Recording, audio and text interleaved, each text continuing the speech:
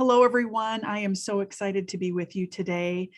We are super happy to have a window of time to speak with Maria Ferrante-Schepis. If you don't know who Maria is, she has been around our industry for a long time, and she wrote the book Flirting with the Uninterested. And it was absolutely something that caught my eye when I first saw it and read it. But now Maria has taken on the role of president of Maddox Douglas, and they have recently written a white paper, and that's really what we're going to focus on today. The white paper is called Predicting the Post-Pandemic Future of Trusted Advisors. And we are so excited to have you with us here today, Maria. Thank you so much. Thank you, Julie, for having me. It's nice to see you and nice to be with everyone. Nice to see you as well. All right, so let's get started. One of the questions I wanted to start out with is, why did this white paper come about? Well, there was a lot going on at the time when we made the choice to do this, as you recall, as everyone in the world recalls. Maddox Douglas does quite a bit of work in the insurance, financial, and real estate industries and other industries that rely heavily on the use of human advice. And so we also have some rather unique ways to see around corners and predict things about the future. So given how everyone was feeling at the time, we thought it was not only our opportunity, but also our obligation to put something out there that would allow people to understand where the world is going. And so prediction market analysis is what we did to do that. And we worked with a number of advisors who are very forward thinking in 6 different industries to start to come up with those different predictions and then test them in a quantitative way. Yeah, I love that. I love when you say look around the corner, because I think sometimes we forget to do that when we get so busy with how we operate our businesses day to day. So I would love for you, if you wouldn't mind, just sharing a couple of the major trends that came about in that white paper. And I know we have a short window here, but I know that you have a few that you sort of think are at the top of the list. So I'd love to hear a little bit more about that. Sure, there are plenty that came out of the study. I'll just headline a few, and then if you want to go deeper on any topic, I'll follow your lead. The first one, and probably the one that is the most relatable, I believe, to the people who read it, was around this new breed of empathy that is required and going to be an imperative, if not already, because this study was done in the middle of 2020. So now we're already into 2022 now. So the future is already here from what we were predicting. And that trend is really focusing on the softer skills that human beings have. Our artificial intelligence hasn't come anywhere near close to that yet. And it's becoming even more important than technical skill in who people decide to work with as an advisor. So that's one. Another trend is what I've kind of labeled the Renaissance advisor. And if you think about what a Renaissance person does, a Renaissance person is good at a lot of things and applies a lot of those things. And while that seems counterintuitive to the idea of focusing on strengths, it's very relevant in this post-pandemic world where people are still reeling from the changes that have happened. And when they decide they trust somebody, they want to turn to those folks for more than just the one thing that they trusted them for in the beginning. So it's turning the advisor into a multitasker in a way that they may have done before, but now is somewhat on steroids. So the Renaissance advisor is another trend that we're seeing. Then the third one is related to that, and it has to do with who people are trusting for advice. And sometimes those folks are professionals and sometimes they're not. They could be amateur dabblers that are very convincing and probably very well-versed in their topic, but they don't do it for a living. Yeah. And so if they are somebody has in their circle that people are well aware have that expertise, they may be getting out ahead of the professional advisor in those scenarios where people, again, are questioning who to trust. Yeah. And then the fourth and final that I'll mention is what I call the golden Rolodex. And it has to do with your networks as advisors, and if you're trusted in your field, then you are also trusted to have trustworthy people in your circle that you can then make referrals to in different areas of the professions that people might need. Again, outside of your realm possibly, but it has a double-edged sword, because if you are recommending somebody that doesn't turn out so well, it actually has an effect on your own social score, as it were. For sure, for sure. All right, I love those. And the white paper does such a good job of sort of spurring a lot of thought and giving you something to think about to move forward. You may or may not be aware, Maria, but I have such a passion to see more women in this industry. And this video will air in a webinar that we're doing on International Women's Day. And when you started to speak about soft skills, I immediately started to think about how women sort of have that innate ability to do that without even thinking about it. It's not really something they have to be trained in many cases. So I would love you to talk a little bit more about those soft skills and the advisor of the future, and then really maybe how women tend to be really, really skilled in that respect. I'm so glad you brought that up, because that is what you're saying is absolutely true. And obviously you can't paint everyone with the same brush, but generally speaking, women are born with the biological innate ability to have those soft skills. Men you hear those expressions like men are the warriors and women are the warriors, or men are the conquerors and women are the caregivers. That's true if you think about how biology works.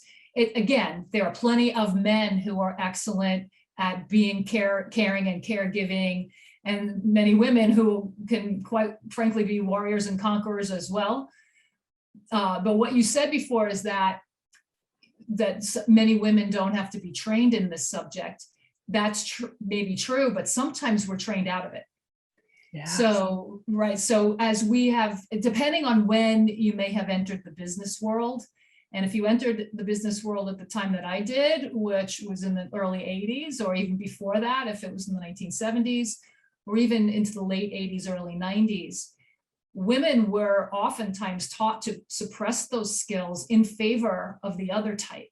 And granted, most people have both muscles they can flex. So some of us may have to train ourselves back into them again after having been trained out. Yes. But if that's not the case, then it should come more naturally. Yeah, and I agree. Yeah, we're talking about things like empathy, number one, curiosity, respect, that listening skill, authenticity, just being kind of who you are, having that very strong inner compass that guides how you do things, and just feeling what other people are feeling, or anticipating and intuiting what other people are potentially feeling and how they're going to respond. So those are the kinds of soft skills, with empathy at the top of the list. Yeah, I would love to dive in a little deeper on empathy with you. I know that has been something that has been very valuable to me in my 26 years of being an advisor. And I often have clients just not even be able to comprehend that I can go there with them when they're having a rough time or a joyous time even. I would like to talk a bit more about that. And if I maybe want to focus a little bit on the fact that if you don't feel like you have a lot of great empathy, is there a way that you can sort of build that? Or do you have any suggestions that female advisors and male advisors, and the same, how you can grow that sort of empathy muscle? It's a great question, one that I get often about, can that sort of skill be taught? I believe that it can. And what it takes, step one, is that there's a recognition and awareness that the skill needs to be built. Some people that may not have it as much may not necessarily realize it and be open to that. But if one is realizing that and open to it, then absolutely it can be taught. And I know that I have developed that skill more over the last several years than I may have had earlier. And a lot of it comes from, being able to silence what's inside your head. And the whole mindfulness movement is helping us with that, assuming that people are taking advantage of building that skill as well, because mindfulness helps us to be aware of what is around us and what is what other people may be feeling. And empathy is really defined as not just the ability to understand somebody's feelings, but to almost feel them, or to feel them with them. Yeah. And that can be really helpful when it comes to the idea of putting yourself in someone else's shoes. It can be quite harmful if you are a healthcare worker or you're dealing with crises that now you're feeling the pain of everyone around you. So you have to balance that, because it can take away from the quality of your life if you don't. But at the same time, when others feel your empathy, they trust in a very profound way. And so to build that skill, the best advice I could give would be immersion, for lack of a better term, to immerse yourself in what that other person may be feeling. And I know you and I had talked about a tool that we have used in a variety of different workshops that is loosely built on the old Mad Lib. I don't know if people on this call will know what that is, but it was a game that we used to play back in when I was a kid, where it was like fill in the blanks, and you could create a story out of filling in certain blanks. Like, the man named blank went to the blank and drove back in a blank, and you fill it in and make up a story.